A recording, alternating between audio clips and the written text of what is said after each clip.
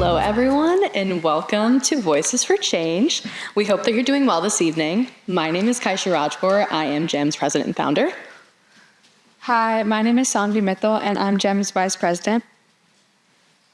Thank you so much, everyone, for joining us today. Whether you are a student, educator, G.E.M member, or a community member, we're so happy that you were able to take some time out of your busy schedules to join us here today. We would also like to extend a very special thank you to HCAM and Madhav Saxena for videography and photography today, and to the HCA for generously supporting and hosting tonight's event. So for some background, the G.E.M, standing for Gender Equity Movement, began 2 years ago as a club at Hopkins High School, dedicated to advocating for gender equity and challenging stereotypes in media. Since then, we've grown into a youth-led organization with chapters and members across the country, and our work spans digital campaigns, fundraising for key organizations and women's shelters, and raising awareness about global and socioeconomic issues. Hosting this panel has been a very long-standing goal for us, designed to foster accessible, respectful, and multifaceted community dialogue around the importance and implications of diversity, equity, and inclusion. After more than a year of planning, we are so excited to be here with all of you today. We'll begin with a panel-style conversation in a broad range of topics, from the importance of DEI programs to rebuilding trust in communities and institutions, to the impacts of funding reductions, to strengthening community connections. After our panel, we will transition into small group discussions where we'll be able to further explore these ideas. To begin, we'd first like to introduce our panelists. After we introduce each of you, we invite you to briefly introduce yourselves and share anything at all that you'd like to add. First, Ms. Jennifer Suker. Ms. Suker is the Director of English Language Acquisition, Equity, and Access at Hopkins Public Schools. Ms. Suker, would you please introduce yourself and add anything you'd like to? Sure. Thank you so much, Kaisha. I'm really pleased to be here tonight. For the majority of my career, I was a secondary ESOL, or English for Speakers of Other Languages teacher. And for the last 7 years or so, I've been an administrator. As Kaisha said, in my role, I'm in charge of the preschool through grade 12 English learner program. So I have the privilege of meeting all the families that are coming directly from abroad, and many who have been here for several years too. I manage translation and interpretation services for the Hopkinton Public Schools. I do restorative work with students and provide them with a learning opportunity. If there are any financial barriers for students to be able to participate in things like athletics and field trips, I assist families with that. I do other things as well, but basically one of my goals is to break down barriers so that everyone has access. Thank you again. Thank you so much, Ms. Suker. Next, Ms. Kim Stover. Ms. Stover is a global health program expert and USAID program implementer. Ms. Stover, we invite you to introduce yourself. Thank you. Thank you so much for the invitation. I appreciate being here tonight. I have spent a career working in global health, primarily on USAID-funded programs. That's the Agency for International Development, which was disbanded back in March. So global health is in a little bit of turmoil at the moment, but throughout that time, I've worked in healthcare quality and health equity. So we're looking at how to improve access to care for vulnerable, poor populations, those on the margins. I've worked across HIV, maternal newborn health, child health, malaria, immunizations, COVID, and other what we call health system strengthening areas, looking at data systems and policy. So throughout all of this, it's really important to look at those gender aspects and the access to care that people are getting. And I hope to speak a little bit more about that, because while I've worked across more than 25 countries, it's also important to know that in the United States, a lot of those same cultures and cultural barriers are here and come here with the immigrants and the different cultures and melting pot that we have. So there's a lot of similarities to the global health access and equity issues and those here in the US. Thank you so much, Ms. Stover. Next, we have Dr. Pam Buck. Dr. Buck is a clinical psychologist and the head of DEI at the Boston Child Study Center. Dr. Buck, would you please introduce yourself? Sure. Thank you so much for having me. I'm really delighted to be here and so interested to hear about what everyone is doing that's on this panel, really. So I am a clinical psychologist and head of DEI at the Boston Child Study Center, which is a multi-site clinic. We treat children, teens, young adults, and their families. I'm just trying to be very concise here. I tend to talk a lot, so just to tell you something about myself, an aspect of diversity, equity, and inclusion that's always been super important to me. Growing up in northern New England in Vermont, my mom was very into gender equity. She was the president of the American Association of University Women. She was the head of the League of Women Voters. She was the head of an ecumenical council, so this was very important to her. And my dad, standing by her, would say, "Look at what your mom's doing. I'm so proud of her." So I'm really proud of her for that. And I will tell you that when I was in high school and was searching for, I knew I wanted to do something international to start. You know, that's what I was interested in. I love languages. And this man in my high school, this older man said, "Well, you know what school would be really good for you is Georgetown School of Foreign Service. But they don't take girls, so you won't be able to go there." So ultimately, that is where I went. And I was in the first decade of women to go. So, excuse me, that was a tremendous experience for me. And the Jesuits there said, "We're not used to teaching women." They were just getting used to having women in their classes. And then my first job after college, I worked on Wall Street for the top investment bank in international corporate finance, and I was one woman in a group of 60 male professionals. So this is close to my heart, and I love to support. I love that you have this organization, and I'm really happy to be here and to support the work that you're doing. Just a little bit about what I do as well. I also teach behavioral therapies at Harvard Medical School. I teach the psychiatry fellows. And as we go along, I'll tell you a little bit more about what we're doing in DEI at the Boston Child Study Center. In addition to that, I train clinicians outside the U.S. to do the treatment that I provide, the evidence-based treatment. So I've done this. I've introduced dialectical behavioral therapy in Pakistan, in Vietnam, and in Malaysia. And I lead a team, every bi-weekly consultation team on Zoom for clinicians from Pakistan, Malaysia, Singapore, Indonesia.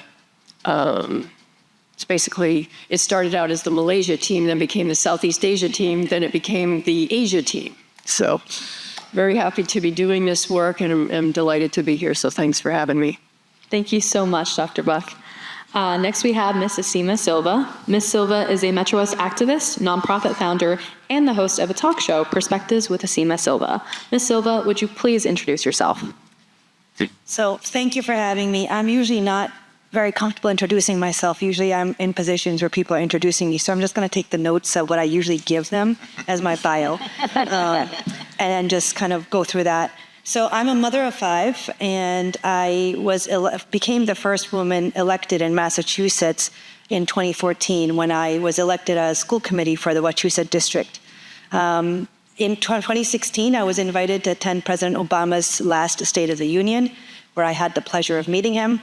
And this was partly because I co-founded a nonprofit organization called enjoyinggood.org that champions outreach and interfaith education, specifically tackling Islamophobia.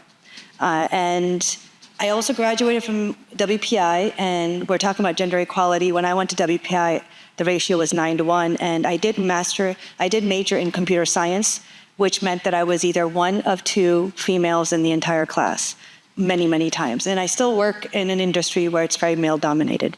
I graduated with my master's and my undergrad from WPI, went on to work for IBM, where I became IBM Master Inventor because I have over 100 patents in my name. And I co-instituted the chapter of Daughters of Abraham book club for Worcester because I wanted to encourage understanding between the religious faiths. I'm a national board member of Muslim Caucus of America. I also volunteer for Justice for All, which is an organization that fights for human rights And on their behalf, I've been to Geneva twice at the UN Human Rights Council advocating for human rights in India. And lastly, as was mentioned, I do host my own local TV show called Perspectives with Asima Silva, where I cover different people that I interview, and I have the best job in the world because I don't introduce myself. I actually introduce other people and ask them questions. And I cover a lot of topics that mainstream media will not cover, anywhere from educational, national, international politics. And for the last 2 years, I have interviewed many, many interesting people, including my own cousin, who for the second time just returned back from Gaza, as he was one of the medical doctors who volunteered there. Thank you so much, Ms. Silva. And finally, we have Mr. James Arena DeRosa. Mr. Arena DeRosa is the Massachusetts State Representative for the 8th Middlesex District. Mr. DeRosa, would you please introduce yourself? Sure. Well, first of all, thank you so much. I'm delighted to be with all of you.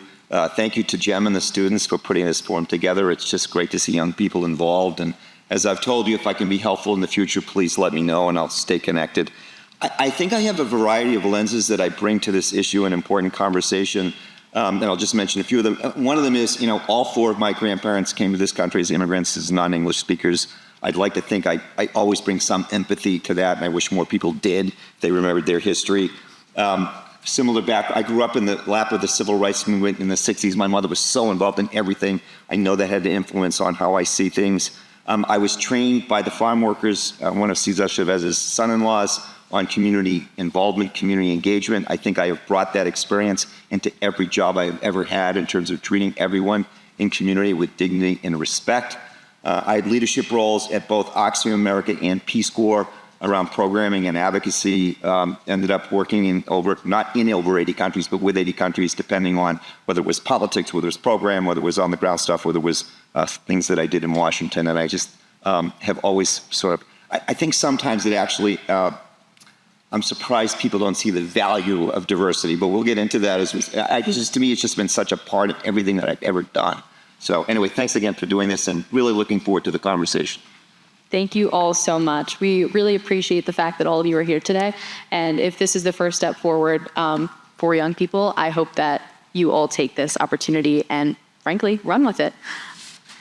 All right, so we will now begin our panel discussion. If there are any questions during this discussion, please feel free to submit them via the QR code on screen, and we will direct them to our panelists.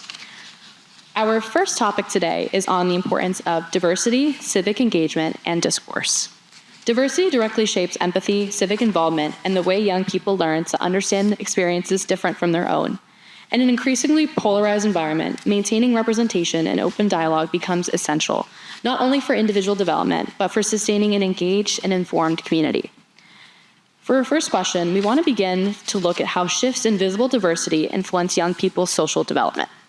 Our first question is, how does growing up with less visible diversity in classrooms, neighborhoods, or curricula affect young people's ability to empathize and engage with different perspectives?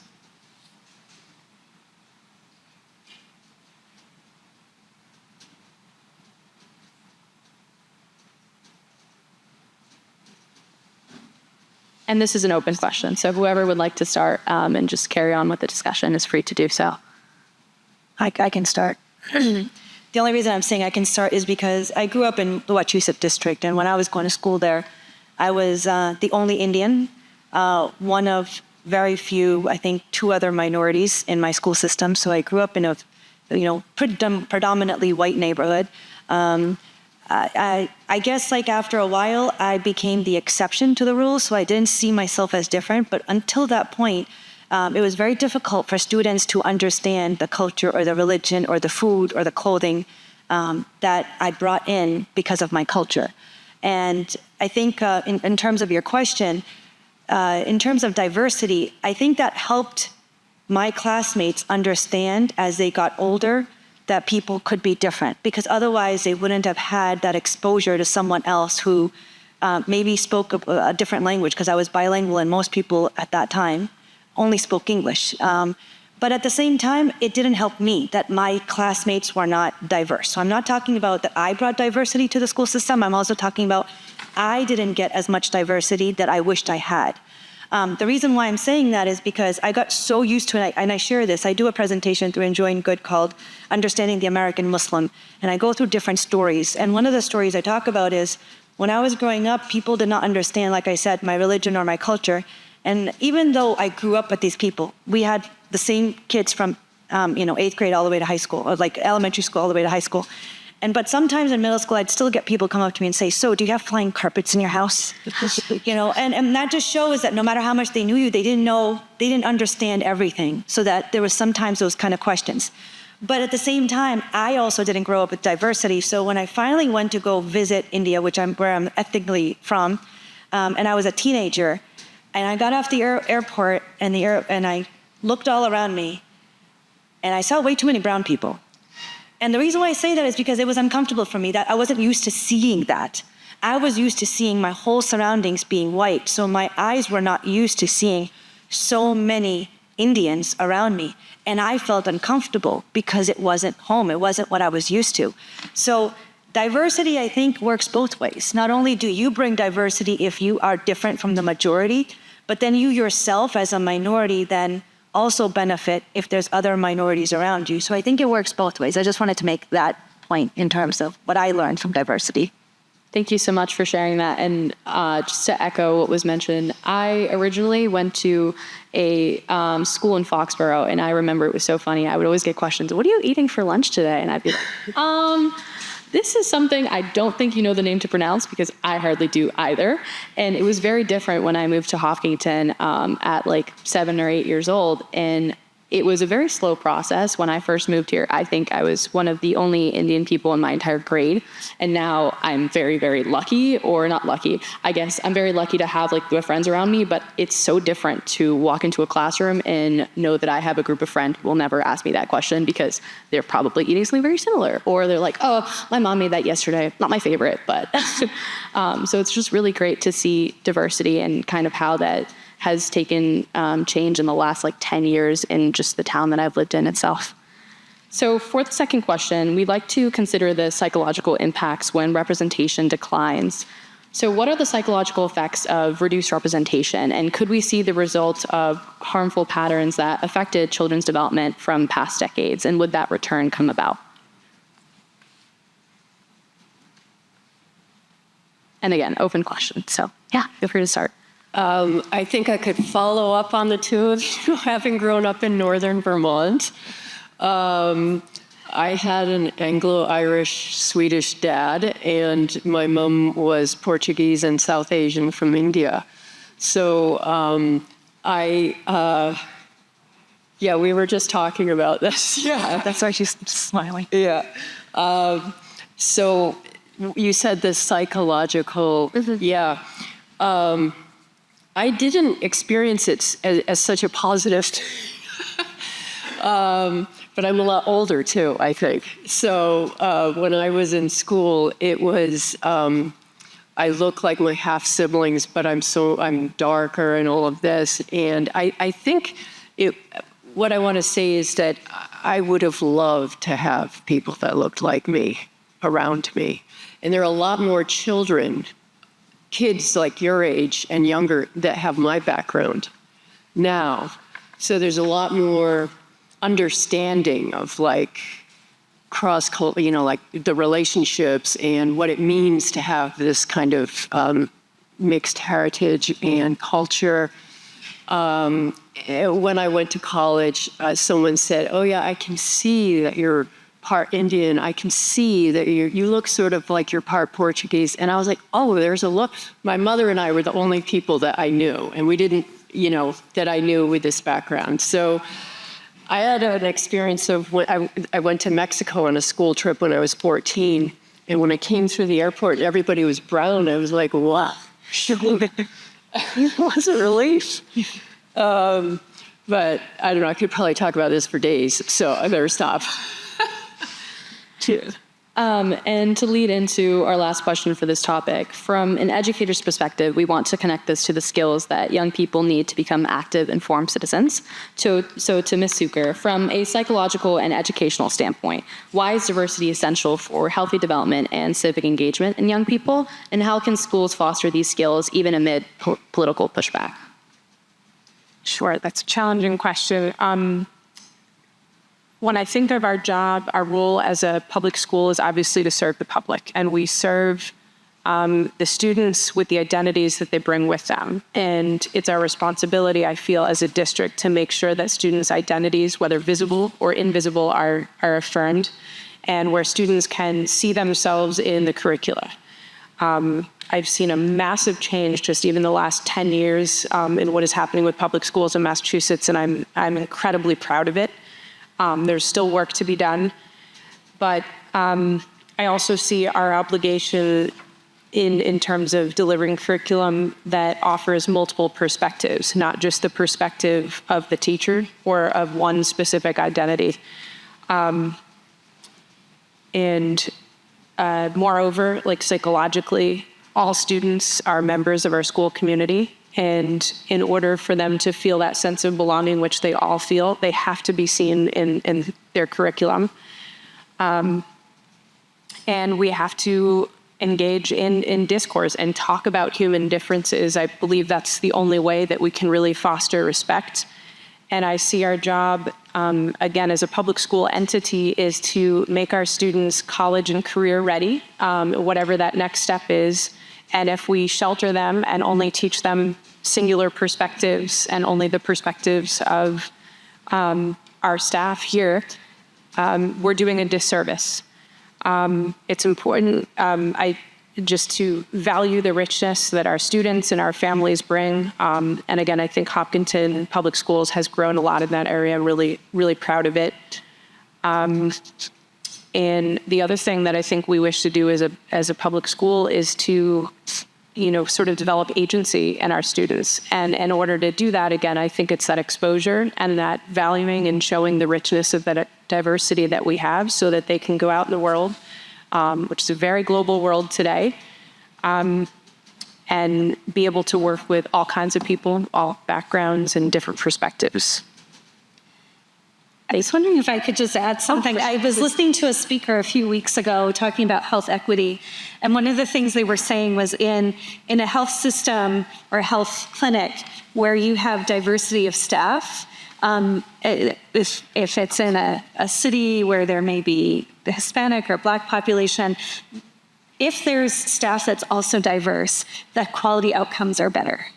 Because even if it's not a Black provider with a Black patient, there's that perspective within the clinic. There's more understanding, and I think it makes sense. But it's something we don't think about. Like, it's really important that people see themselves, but also that the staff are able to represent those points of view. And I would imagine that in a school setting, it's similar. That you want to be able to see gender differences and ethnic diversity, so that those perspectives are brought to the classroom. Thank you so much, everyone. That was incredibly insightful. So to move on, not very different, but our second topic is on the rebuilding of social trust, communities, and democratic resilience. In recent times, we have seen the erosion of trust in institutions caused by recent events such as state-level book bans and limits on public data access. These changes have intensified polarization and raised questions about how communities define shared goals, maintain relationships, and participate in democratic processes. To start, we want to understand how these policy shifts are changing people's confidence in their local institutions. My first question is, how have recent state-level book bans, limits on public data access, and growing polarization impacted the way communities understand and trust local institutions?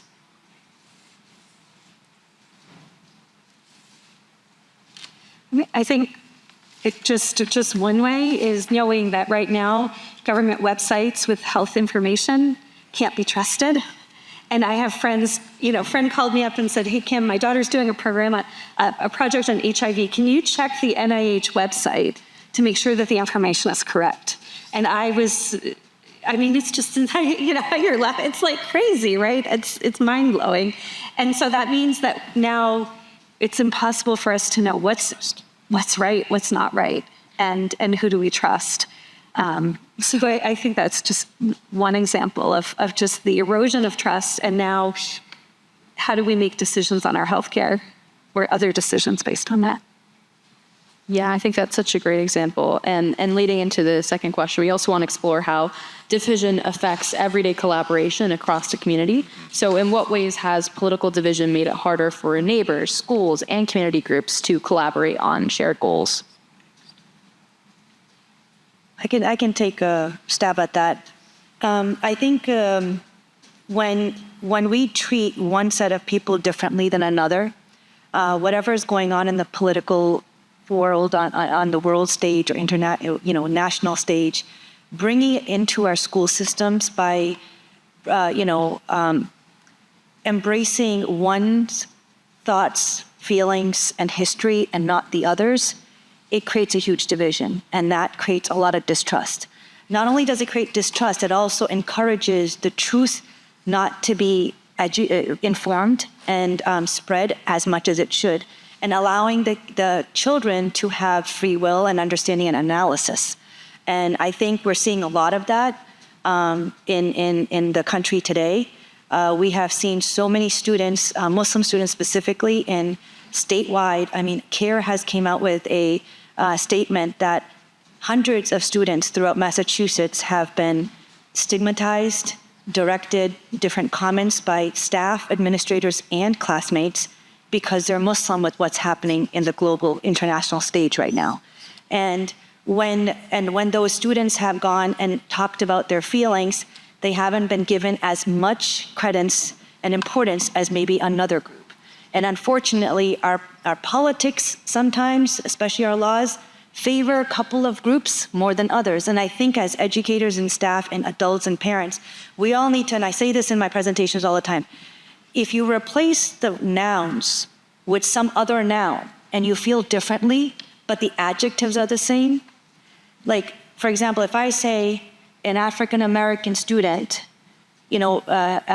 received bullying, you should feel the same way as if I said a Muslim student also received bullying.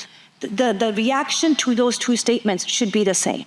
Just because the nouns changed or the adjectives changed should not change how you feel. And I think that's the essence that we need to bring when we bring back to building trust and the political stage and the laws and the way the school and administrators receive those laws.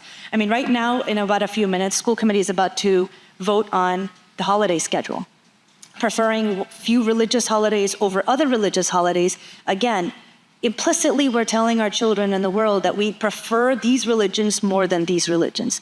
And I think that that is the wrong message. And what we're doing here today is perfect because we're saying diversity of thought, religion, identities, as we talked about, is very key. Now, I'm going to stop at this statement. A lot of people ask me, at least in my career, how did you get more than 100 patents? And it's very honest. I invited people from across the aisles in different departments, like different thoughts. It's not just about diversity of looks and culture and language. It's about different skills, different ways of thinking, different perspectives. And I've always created groups where I would sit there and say, let's brainstorm. And sometimes it's groups that people that I bring in, people would never have thought as an engineer, I'm bringing that person in to sit there and brainstorm. But that's how I got there, because it's that important, because it brings in a lot of ideas and great ideas and collaboration. And you'll be surprised how much benefit you get from that. Thank you so much for sharing that insight. And directing this to Mr. DeRosa, and from a policymaker standpoint, we want to know what rebuilding trust looks like in practice. So as a policymaker, how do you work past polarization in the media and political environment to bring communities together and rebuild trust? So it's a big challenge because I think this lack of trust and animosity has spilled over to the local context in many different ways. And I'll answer the question, but I want to tell a quick story first. About local elections. This is not about Hopkinton, just to be clear. But I was at the polls at a local election, and a candidate was running for school committee on an anti-DEI platform. That was the platform. And I asked her, I said, tell me why you think this is so important, what you're doing. And she said, our children should be learning reading and writing and math and arithmetic and science. And it's like, okay. I said, it's a school. Obviously, that's a really important part of their education. But don't you think learning about art and culture and sports and diversity in other communities is an important part of their education? And then I went on and I said, and how about this one? I said, and of course, I support this because of sort of basic social justice, but it's also, to me, it's to our competitive advantage. We live in a country that in our lifetimes, more than half of it will be non-European. We live in a global economy. We live in a world where 80% plus of the population is African, Asian, Latin American. I said, it is to our competitive advantage as a country, as a nation, as a people, to have a better understanding about how other people live, their culture, their customs, the way they are. And she goes, that's beside the point. And I said, no, that is exactly the point, right? What are we doing if we're not learning to live and get along with each other? And then specifically to your question, I think there's got to be more dialogue. And I try to bring this into my role as a state representative. No matter the issue, even if it's an issue where I may have been disagreeing with someone or I might be on their side of it, I will sit down and talk with anybody. I have colleagues, and I won't talk about what the issue was. I'm like, oh, don't bother with those people. They're just horrible. I'm like, no, I will meet with any constituent. Why? One is out of basic respect for them because I represent them and I should listen to them. Second, because I learned something. I learned something I've learned something tonight. I learned something at every event that I'm at, every meeting that I have, every time I talk to someone. And third, guess what? Sometimes I might say, oh, I didn't realize that. Maybe we can mitigate, maybe we can change that, maybe we can ameliorate that legislation, which I've done in a few instances. But that takes time. It takes energy, right? And we've got to this point in society where everyone wants instant results, and that's not the way the world works. So I think you just have to be focused on really being willing to invest the time and energy in listening to each other and learning to listen. And it's a skill we should be teaching from the very beginning of children's education. Thank you so much. Hi, the audience has sent 3 questions. Okay, the first one is, how have you experienced the value of diversity at some point in your career that made you realize how important it can be? What projects that involve diversity groups, diverse groups of people, etc. Anyone can get to.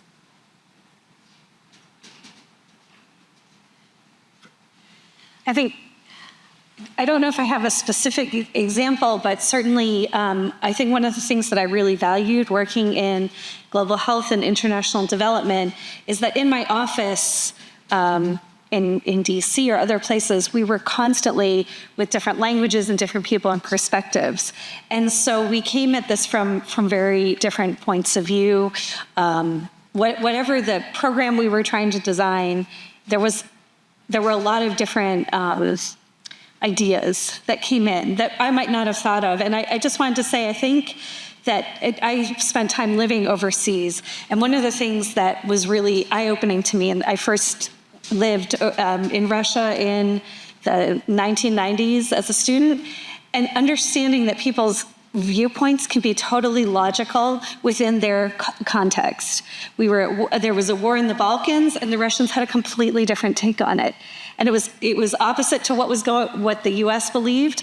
And I was able to sit down and hear the context in which they felt that the Serbians were correct, whereas we didn't. And it was, hopefully I didn't get that backwards, but the point was learning that valuable learning of understanding that within someone's cultural context, what they say makes sense. Or I would remember facilitating some group discussions, affinity exercises in Uganda where I was living there, and people grouped things in a way that I just never would have thought. It was completely contrary, and it just helped me understand that there are other ways of seeing things that I may not recognize within my context, and to be open to understanding, okay, that's maybe not how I would view it or do it, but there's legitimacy to that, and there's validity to that, and how do we then find common ground? Thank you so much.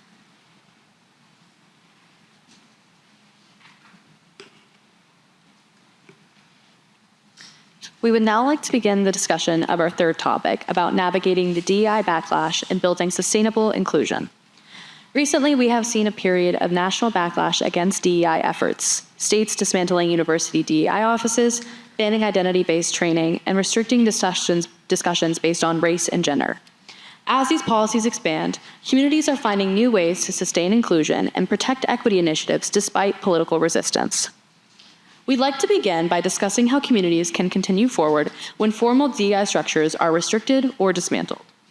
With many states restricting DEI curriculum or eliminating DEI offices altogether, What strategies can community use to continue inclusion efforts without losing momentum? And this is, again, open to anyone.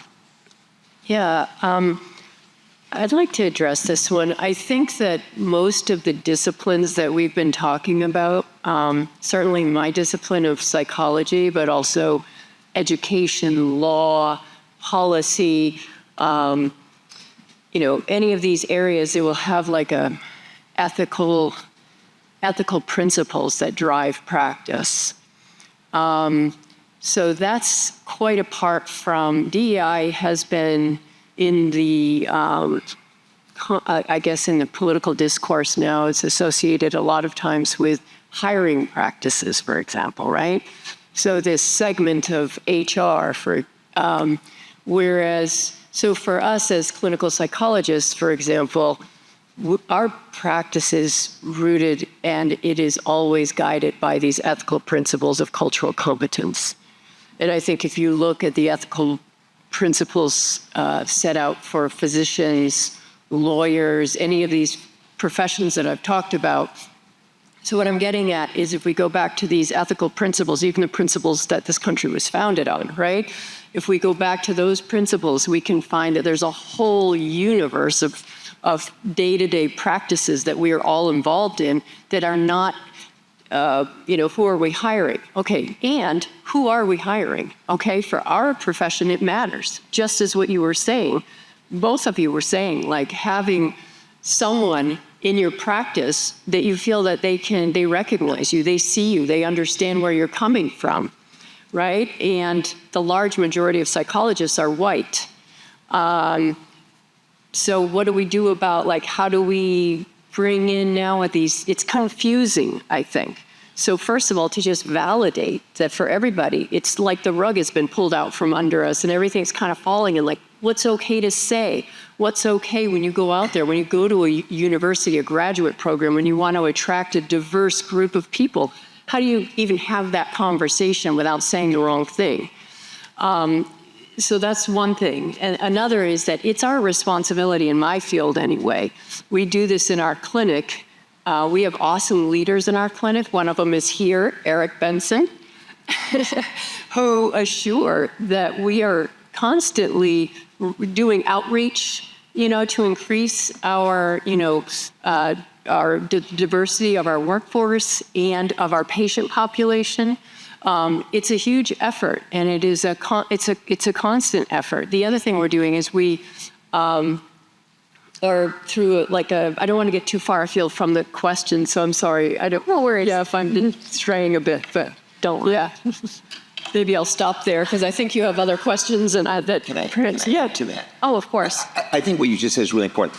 A lot of this is being driven by fear, right? Mm-hmm. So the courts decide that quota systems maybe are out of bounds in terms of civil rights law. Okay, but we have to push back on this idea that we can still be a stronger institution by having a more diverse workforce. And I think that some of it falls back on us to keep pushing. No, there are things that we can still say. There's nothing wrong with saying we're going to have a better team if we have a diversity of opinion because we'll be able to be more successful in a lot of different ways. And I think that we're still kind of on our heels a little bit with the Trump administration. And so much of it's come down, but they've taken little bits of decisions in the court and really extrapolated a whole area of society that I think is up for debate right now that we have to fight back on.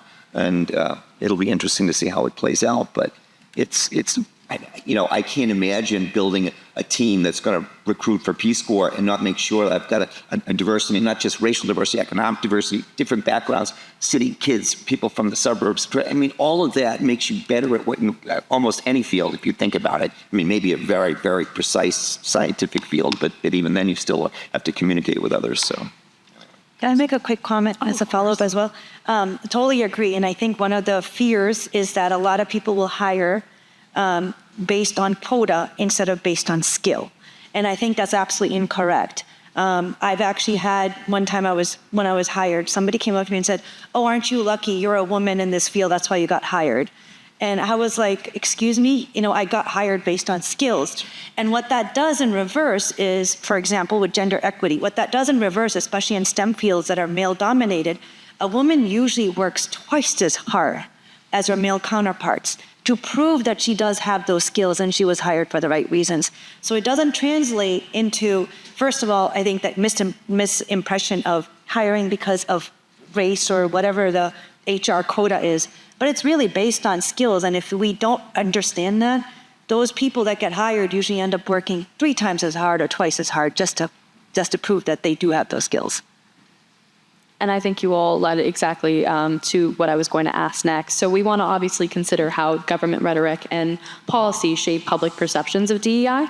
So how have federal rhetoric and state-level bans on identity-based training shaped the public perception of DEI and the willingness of institutions to support it? I might just make a comment of a conversation I was having. It's not about identity-based training, but we were talking about health equity data in Massachusetts, and there is inequity in health outcomes for different groups. But they ran a government program, and they said, I was asking, how is all of this DEI or anti-DEI affecting the health equity work? And they said, well, we're just finding different ways to couch it under quality of care so that we can still do the work, but not raise feathers, because they're really committed. So I think there are those folks out there in the bureaucracies and the organizations trying to get the work done, even though certain words may be off limit. And for me, that was helpful to know they're finding ways, not against the law, but ways around to make sure that we're still focused on improving health equity. So some of that data stuff is insidious. The ag department's going to stop reporting on hungry people in America and where they live, right? I mean, it's like... Well, if we don't measure it, we don't have it, right?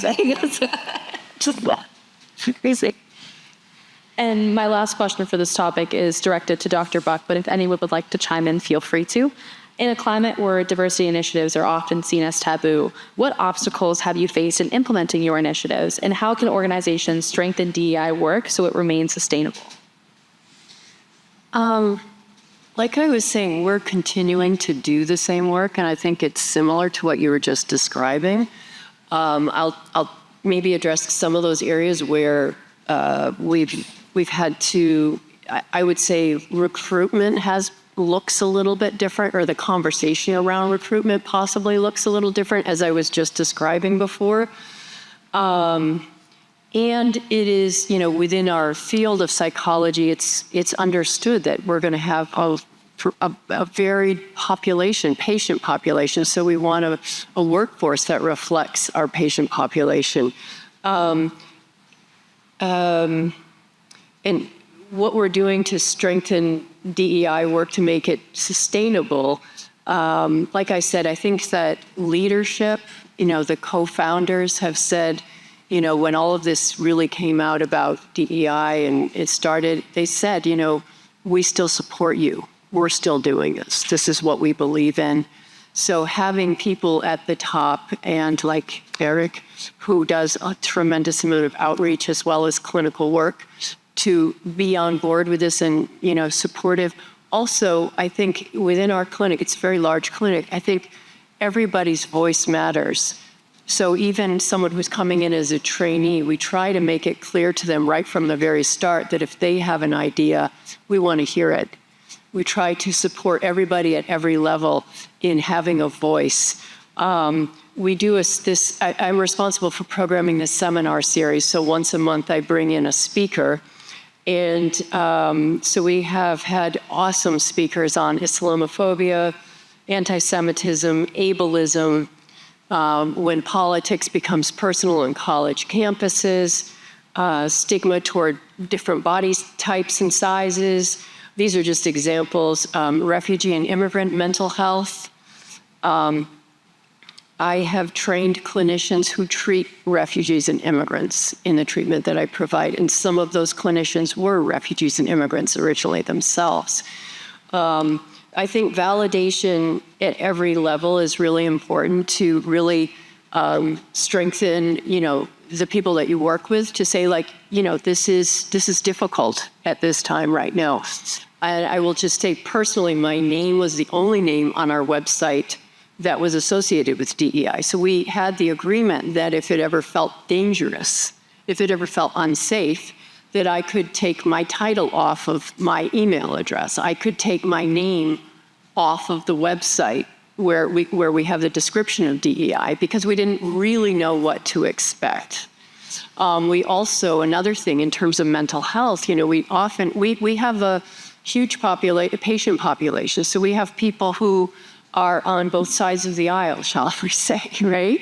And, sometimes patients will assume that you have a certain point of view, or they will assume that you're part of their group, or they will assume that you're part of their religion, or that you are not part of their group. And so sometimes the conversation that ensues from there can be a tricky conversation to navigate.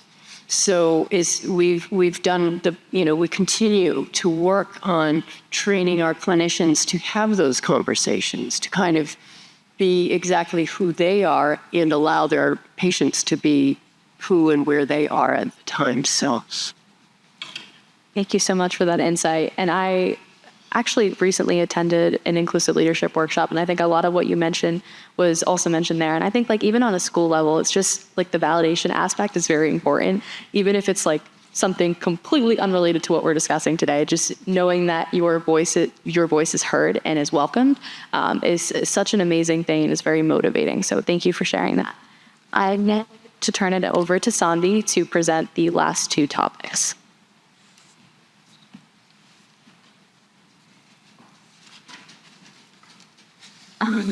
Before we move on to the last two topics, we first want to take some questions from the audience. This is directed to anyone. Everyone can chime in. The first question is, how does funding to colleges or universities impact marginalized communities, in your opinions? Or just funding slashes to educational programs in general? What are the impacts in marginalized communities? can I just say something about nurses? Of course. Yeah. Okay. All right. Nurses, hugely important profession, right? Mm-hmm. It's recently been, they've said that master's level and PhD level nursing education is no longer considered professional education, which means that that has to do with what you're speaking about, funding. So funding for other professional degrees like medicine and law, $200,000 is the limit, right? For nursing education, it's now $100,000, half. When we need nurses everywhere. At the same time, this is not funding, but the whole visa program for medical students and for doctors.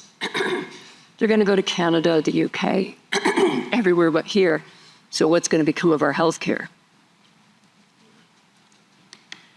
I'm not sure if this is really in response to that, but just with the tremendous increase in cost of higher education, I just really think it's excluded a lot of students who come from marginalized communities. Of course. Yes. And related to that, in the fields that I've been involved with, when I graduated from college a long time ago, I go to work for the farm workers for $10 a day. I had $15,000 in loans. I could make that work when I had my first job. Young people today, and I met with the head of City on this. I've got legislation to deal with it. When people think about whether it's Peace Corps or AmeriCorps or City or more and more, it used to be a gap year that anybody could do, or 2 years of service anybody can do. And now literally, I had young people come up to me when I was running New England for Peace Corps. Mr. Andrews, I've wanted to do Peace Corps my entire life. I have so much college debt, I can't even think about it. And so then what happens? So then the young people that do these programs, they have a leg up when they're applying to places like the State Department and others, because they have this wonderful experience. I did the same thing at USC. I said, oh, they have a great experience. And it's a good thing, but it should be for everyone. I know this is a lot about racial diversity, which is really, really important, but economic diversity is an important, and it's really hurting the country in so many ways. We're becoming, we're losing the middle class in America. Instead of everyone sort of gravitating up to at least the middle class, we're kind of pulling it apart, which is not good for the country in the long term. Definitely. Moving on a more revolutionary note, what do you draw on when new challenges to DEI arise? How do you maintain motivation and focus towards pushing for equity when faced with adversity?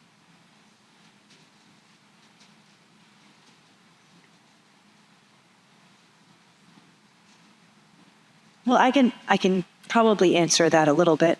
I'll talk about my experience. When I was elected to school committee at Wachusett, I was, we have a pretty big school committee because it's a regional school district, the largest landmass district in Massachusetts. And I was the only at that time brown, person on the school committee. And it wasn't adversity per se, but it was like, as we mentioned, not validation.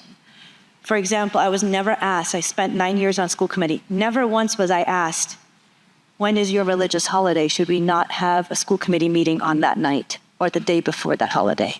Never was I asked. One of the reasons I joined school committee was because of the bullying issue that was happening in the district. And after George Floyd event, we had students come in and talk about the amount of bullying that was happening due to race or identity and whatnot. And I'm sad to say, I feel that I was the only one in tears because everyone seemed concerned, but they were not moved enough to be in tears. And I think the reason why I was in tears is because I felt their pain. And I still feel that pain. But what I did from that is I actually said as a statement, I said, how can we represent these students when you couldn't respect a colleague? When you could never ask a colleague as a superintendent, as school committee, what do you have as religious holidays? How can we represent you and consider you as well? Then how do we expect to represent these students? And from that statement, so I tackled diversity by kind of, when it came up front, talking about it, and then literally asking that question, saying this is our responsibility to represent students, but how can we when we don't even respect each other as school committee members? And that statement was, I have to say, good thing it was taken very seriously. We were one of the first school committees in the Massachusetts to start the DEI subcommittee, which I chaired. And that was a step forward. But I think it takes somebody to sit in that seat and bring it up and use that moment and use that as a teaching moment and a changing moment, rather than stay quiet as a minority and still keep letting what's going on happening.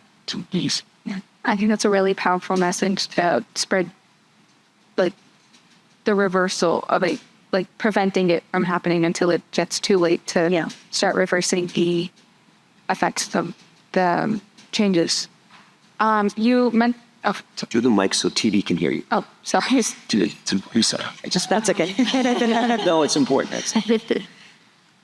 And you mentioned like the importance of language, of kind of, we also talked about this in general, but previously, but how does violent language and media encourage violence towards marginalized groups in the community?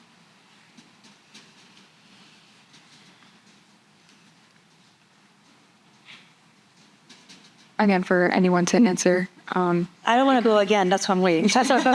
It could be the psychological. I can just say something about like video games, for example, and a lot of the imagery that we see in television shows and things like that. I think it lowers the threshold for people are seeing this over and over again. And some kids, I know for sure, teens or young adults sitting at home on video games every single day, and some of them very violent video games. I think it lowers the threshold for what is, evokes a kind of response of fear or of disgust. There's a much higher tolerance, a much higher threshold for violence. Definitely. And I would say having a daughter who's 12 and asking me, Mom, why does the president say those things when we couldn't get away with it in school? I mean, just calling it out, it's very hard for us to counter at the local level when there's a pervasive attitude just being allowed in the national media. And as a parent, I found it infuriating. I wanted to add on to, it's also how not only we talk about in media, but it's also how we talk about it in our social settings and in school settings. And the reason why I'm talking about that is because, throughout our history, we've always had that one group of people that as Americans, we've kind of directed our problems onto. And the latest group is all for the last 20 years has been Muslims. And unfortunately, when in schools people talk about 9/11, they talk about the facts, but they never actually take the extra step. Very few teachers have taken that extra step and said, this doesn't represent 2 billion people on this planet. Like these 7 to 11 people do not represent 2 billion people. And unfortunately, when you don't take that extra step, you're leaving it for people to group that one incident and apply it and with a broad stroke. And I think that is part of our problem, and we need to probably address that as well. Yeah, I think like rhetoric, and I know Ms. Dover also exemplified this, but like context, for example, context is all very important in these conversations to, like Ms. Silva said, to go the extra step in engaging. Thank you so much. We will now be moving on to our first topic, adversity to equity in health, education, and public services. Recent cuts in public schools, libraries, research funding, and community health programs are making essential resources increasingly difficult to access. These reductions have significant consequences for students, early career scholars, and families who depend on public services for stability and opportunity.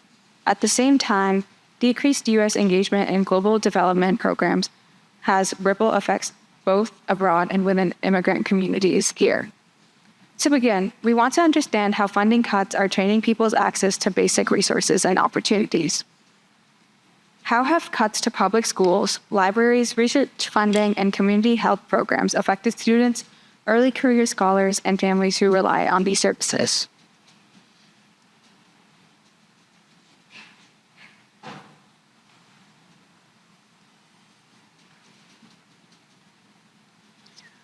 I'll just share that in our clinics, we're required to do gender affirming psychotherapy training.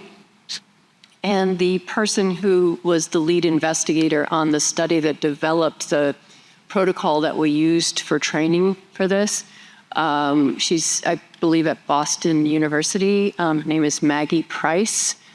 And she was doing this very valuable research for the LGBTQ community in supporting their mental health needs, obviously, by developing this protocol. And so she lost her funding. She's just one of many early career researchers that lost their funding. So I don't know what her work is right now, to be honest with you. That's very recent that's happened. So it's quite a loss to the research community and to us as clinicians.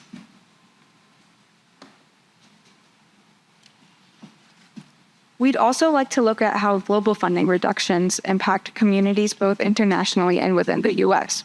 In your experiences, what are the implications of reduced U.S. engagement in global programs, such as scaling back USAID's international aid on both low-income countries abroad and immigrant families here in the U.S.? She should start by him. You start, but I have a comment. Okay. No, I mean, I think, let me just, full disclosure, I'm still unemployed 10 months, 11 months now. I'm one of over 60,000 people that was directly laid off because of USAID funding cuts. That's only USAID. That's not all the government funding cuts. That's just USAID. But what you're starting to see in the news is also, for instance, in Rhode Island, there's a factory that makes something called plumpy nut, which is a fortified food that they give to malnourished children. That factory was near closing in this past year. Thankfully, they're picking back up. Farmers in Kansas and other places are now going bankrupt because we're not helping to provide the food aid that we are providing overseas. And that's not even addressing the estimated at this point 200,000, if not more, deaths just in this year from the lack of support that we've given. So there's the moral side of all of this. So I think that there's kind of these direct impacts of unemployment, jobs, economy in the US, as well as all the soft power, which is a discussion in and of itself, but all the influence that we had in the world. China's come in, Russia's come in, people are filling those voids, and it's not us, and the resources are going to them, so it's all interconnected. And it comes back to us and to our day-to-day lives. This is a terrible long-term strategy by the United States. It's horrible. John F. Kennedy started USAID and the Peace Corps in the early 60s. If you take the billions that were spent in all that time, first of all, if it stopped one war, it was worth it. right? Because we saved billions and billions just by stopping one. I'm sure there were more than one that was stopped along the way.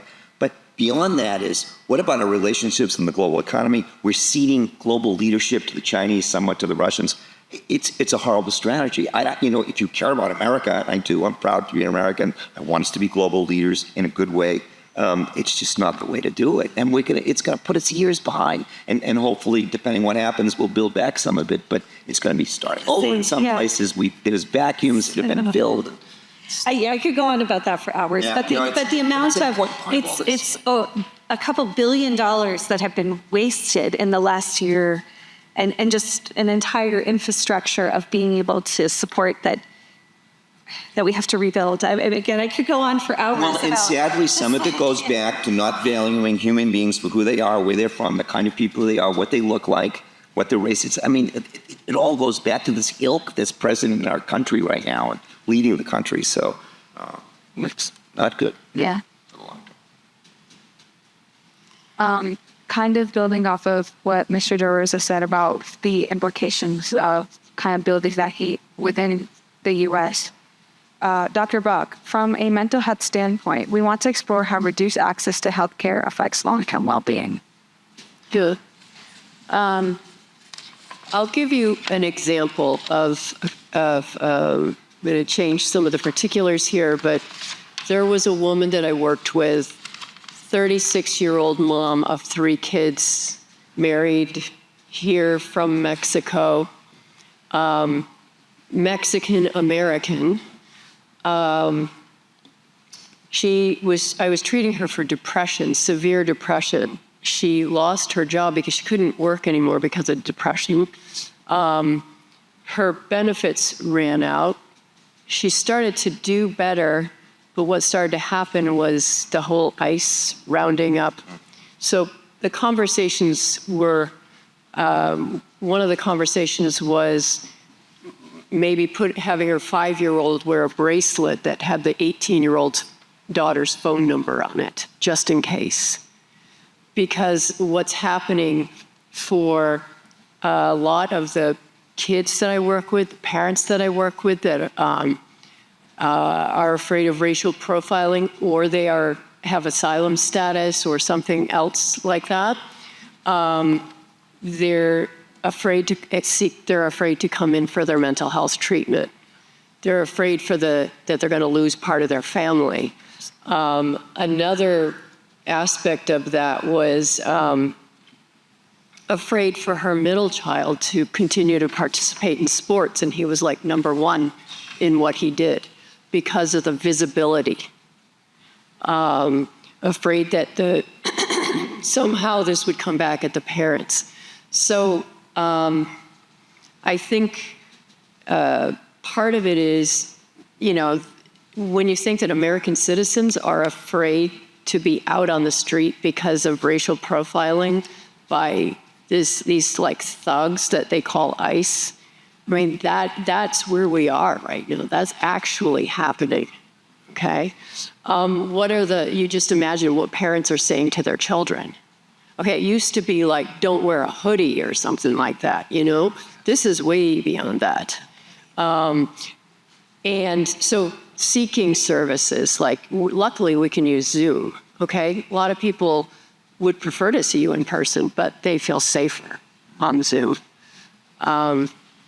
So I just wanted to give like that particular, because there's a lot involved in that. Depression is second only to heart disease in, cause of disability worldwide. So, we can't afford to not treat people.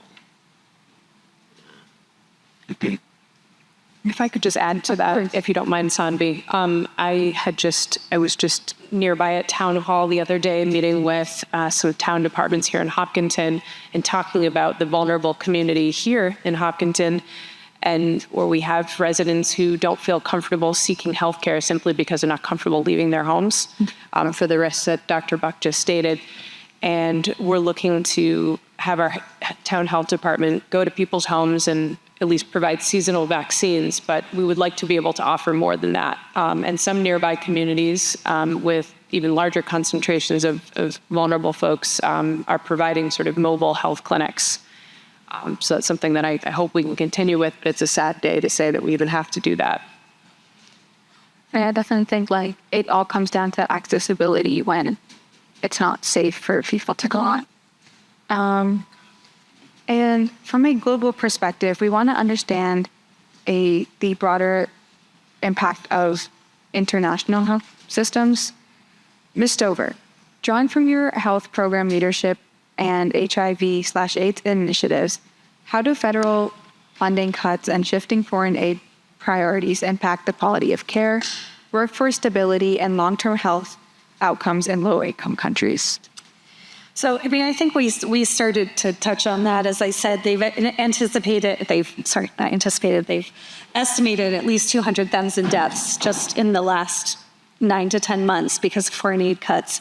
But I think the COVID-19 pandemic is the example, or even the Ebola or Zika before that, of why these global health systems are so important, why our support to help systems in other countries matter.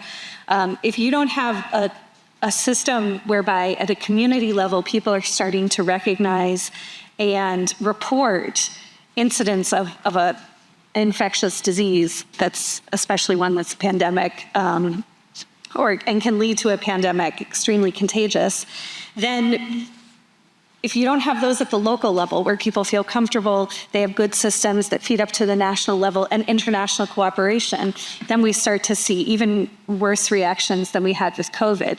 Ebola is a good example of how it worked relatively well. When there was an Ebola outbreak, I think it was around 2015 in West Africa, it did spread and a lot of people died in, it was Sierra Leone.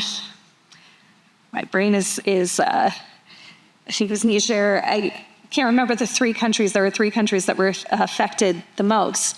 But the global community came together, figured out how to shut it down, how to keep it isolated, and it could have very easily become a global pandemic as well, and caused a lot more deaths. So those international systems are important. A couple weeks ago, the Trump administration came out with a new global health strategy. Part of it is the same old thing we were doing, except worse. Lower expectations, lower health outcome expectations than we had before. And part of it is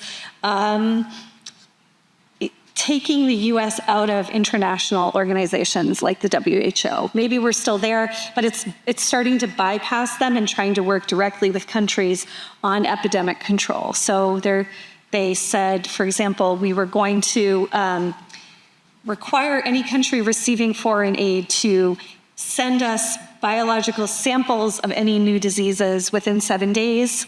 We will develop cures and vaccines, but we have no obligation to give those cures and vaccines back to the countries. Yeah. So they would have to buy it back from us.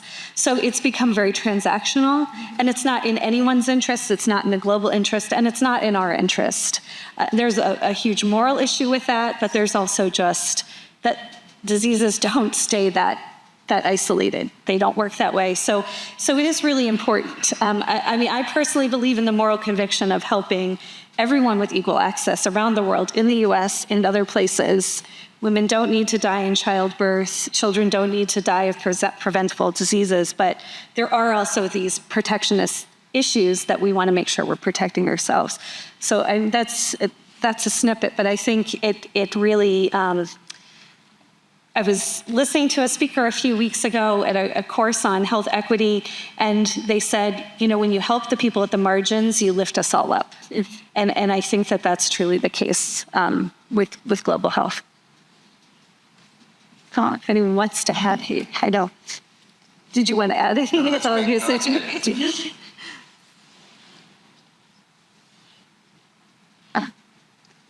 Thank you so much for your response. Finally, we would like to introduce our 5th topic, discussing narrative change, media literacy, and cross-sector coalition building.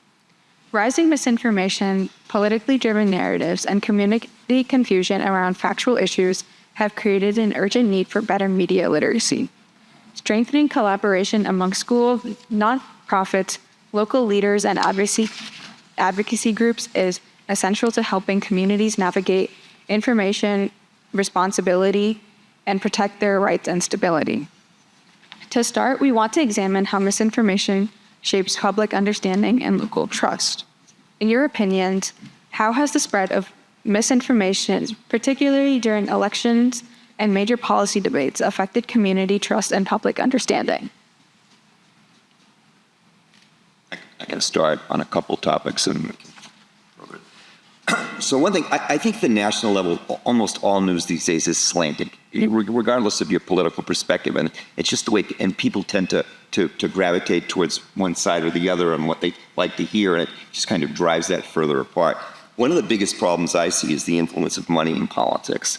And it's interesting that, people talk about what happened with the Citizens United decision some years ago, and the part I've never understood is the argument is that corporations have a right to voice their opinion as well. And so I'm like, well, if corporations are people too, fine. Why aren't they limited to the same dollar amount that human beings, individuals are limited? That's the part I never quite understood about that. I don't know why we haven't been able to successfully fight that. We are blessed that when cable TV started some years ago, and it's good to see cable here today, local cable, almost every town in Massachusetts has a local community television studio and programs. We're really lucky that we have that. I'm a little worried that the funding stream was based on a model 40 years ago, which depended on people having cable in their homes. And as people do cord cutting and do streaming, we haven't figured out a new funding system. I worry that towns that maybe, I bet Hopkinton will figure it out because they're smart, but I'd like there to be a system statewide so that we can, whatever it's going to look like, that regular funding stream that can come from the way it was set up originally, however it's figured out. If not, we're going to lose that. I don't think we'll lose it, but I don't want us to. We've already seen that, there's good community newspapers here, but some of my towns don't have a paper anymore. And that makes me sad because it's a great source of information. And I think at the local level, for the most part, you get genuine sharing of it. People are able to share their opinions. It's honest. There's debate. Can get a little heated at times. But I think for the most part, you get good information. I think as you get higher up, people are more suspect of what's actually being shared, what's actually going on, and the money part of it is just huge. It drives so much of what goes on, which I think is problematic. So, yeah, totally. Yeah, I think the general polarization of all media has really affected just the polarization of society and how we see and communicate. And I think some people just shut it off at some point, which is not good either because we want them to be informed citizens. Right. We'd like to discuss what practical steps communities can take to better prepare students and adults to evaluate information. In your opinions, what concrete steps can schools, nonprofits, and community leaders take to help students and adults identify misinformation and navigate competing narratives? I can start on this one. I liked your question at the end when you said, navigating competing narratives. I think the key is to allow those two narratives to be told with the same amount of importance, time, effort, and expertise, and allowing students and the community to analyze and use their own assessments to make their judgments. There's too much of politics in media and whatnot out there that leans one side to the more than the other, and that doesn't allow people to really make a good, educated judgment and call. Mm-hmm. So I think the key is to, one, allow the time, energy, the space, the same amount of importance, but also allow the community to speak for themselves. A lot of times I've seen people say, we're going to cover X, Y, and Z, but they have somebody else from a different community or an organization that represents 5 different minority communities doing diversity training.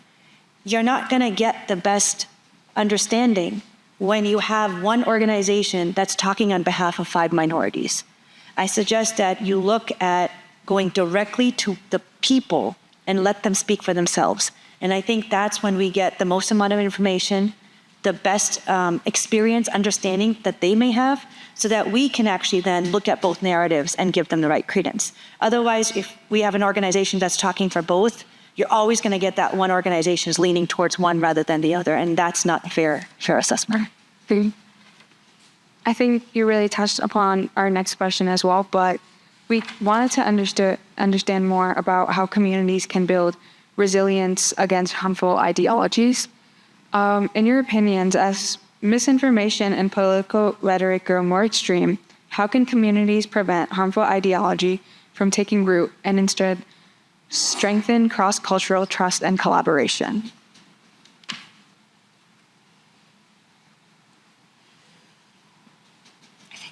I was waiting for someone else to chime in. Before I answer that question, I think a couple of comments I wanted to make is we all need to understand that acceptance isn't the same as respect. And education and information isn't the same as forcing someone to agree and accept.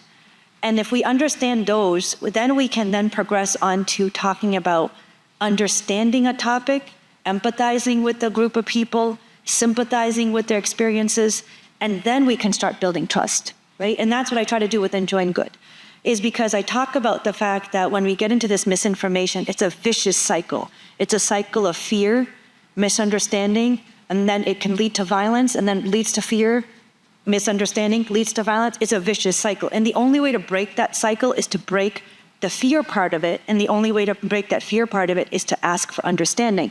But to ask for understanding really means to understand that information does not mean that I am forcing this information on you. It means take those facts and make your judgment yourself. So I'll give you an example. When I started Daughters of Abraham in Worcester, it was right around when President Trump was being elected the first time and Muslim ban had happened. I only did like a flyer for the first meeting, and over 70 to 80 women showed up to join from the 3 different faiths. Amazing. With just one flyer that I had done for about a week and a half. And one of the women, after 2 years, one of the Jewish women sisters came up to me and said, I wasn't going to join because I thought I was going to get immersed in being Muslim or Christian, and I was going to lose my faith. And she said, but I'm so happy I joined because learning all your perspectives now gives me a more appreciation of my own faith. Now talk about that different perspective, right? That's the fear. The fear that she didn't want to listen or get involved because she was afraid she was going to lose her own identity or what she thought of her own understanding of her own religion. But she realized towards the end that understanding other people's perspectives and religions and thought made her appreciate her own religion more, and also see her own religion with a different perspective. And I think the key was, that's one, the key is, again, I'm going to reiterate, every community should have their own voice and should be able to speak on their own behalf. Having generic diversity trainings, especially in schools, by one organization covering a diversity training does not do anyone justice, because they're always going to come in with one perspective more than the others.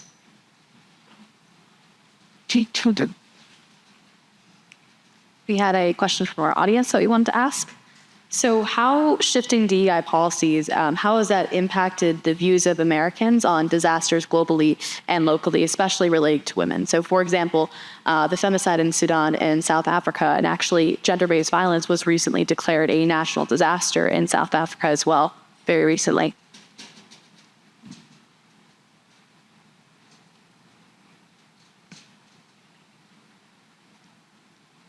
And again, anyone can take this question. Can you ask the first part of the question? Oh, of course. Just how shifting DEI policies have impacted the views of Americans on these disasters that are happening globally and also locally as well.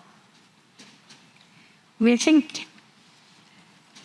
I think it's that sense of othering that and to some extent dehumanizing that we're seeing on our own streets, and Milford's been hard hit by that. People taken off the streets all the time. And I think that expands out. I think it doesn't allow people to understand and respect just like you were saying, the perspectives of other people, and that just because their culture is different and they speak a different language or they don't look like us, that makes them somehow worse or dangerous, and desensitizes us to caring about what's happening with them. Exactly. Yeah. Thank you so much for that insight. I think that what's happening is making us more insular. It's probably with what it's, what you're saying there. It's making us more insular to the extent that people are saying out loud things that would have been considered indecent to say out loud. People don't think they need to pay any attention to what's going on, like in South Africa or anywhere else outside, outside the U.S., even outside their own community. And I think that hearing over and over, and something you said earlier about our own leadership saying these things that we would consider indecent, or would have certainly, told our children not to speak that way about other people, I think it's eroding our compassion and our empathy and our sense of what are human rights. I think if you ask some of the people that are behind some of these the DEI policy now, or the foreign policy in this area, what their definition of human rights are now. I just heard something on my way here where, I think in 1965, Teddy Kennedy said, equated healthcare to human rights. To human. So where are we now with that? That's it. And I will just almost go back to your last question, or is what I tell my daughters who are 22 is that it's really important to be able to be in the uncertainty, to be able to be in nuance, to find the nuances, and the nuances among people, right? Not every Muslim, not every Christian, not every Jew, not every person is going to have the same political point of view. They're not all going to have the same of anything, right? And so, to be able to appreciate that, I think it's when we are going to restore a new policy, which we are going to. I don't know how long it's going to take us to, for us to swing back, but that's part of what we have to restore, is that ability for empathy, for compassion. Thank you so much. That was an incredible answer. Thank you all for this thoughtful discussion.